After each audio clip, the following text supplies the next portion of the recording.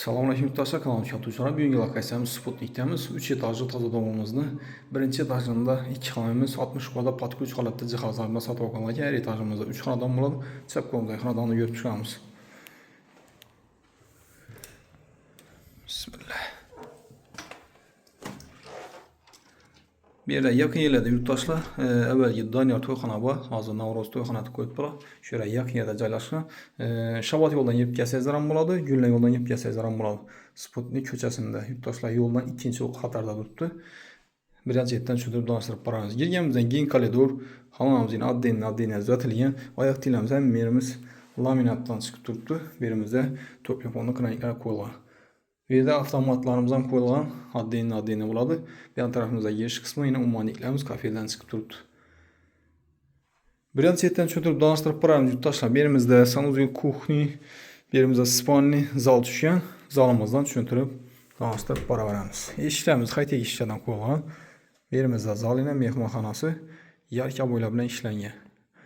Rishotkalarimiz ham qilingan yurtdoshlar. Pardalarimiz tayyorlangan, lyustrasiyona ega bo'ladi. Oyoq tilamiz laminat, hamma to'pli pol.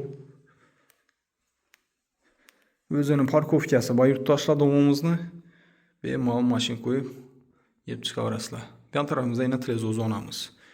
Yaxshi gilamlardan döşalgan oyoq temiz ham.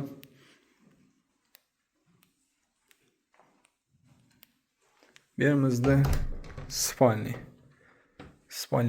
tarafimiz ham bor. E'tibor beramiz. Aboylarimiz yine gördüğünüz yarka aboylar bilan ishlangan. Her oynamızda rishotkasi bor. Hamma narsasi qoladi. Kvadrat ham 60 kvadratda yurtdoshlar. Berimizda sanuzel vanna to'lechamiz bir yerda joylashgan. Potoklarimiz plastik, yine kafedan chiqib turibdi. Retsonlarimiz bor. Ugolik vannalarimiz qo'yilgan. Bu yerda yana ummonliklarimiz, unitazlarimiz qo'yilgan. Bemalol kelib ko'rasizlar. Toza domda yurtdoshlar. Berimizda yurtdoshlar e'tibor beringlar, kuxnyamiz o'zida o'tiradigan ustuyasi bor. Почти 3 xonadon bo'lib turibdi. Berimizda yana televizorlarimiz.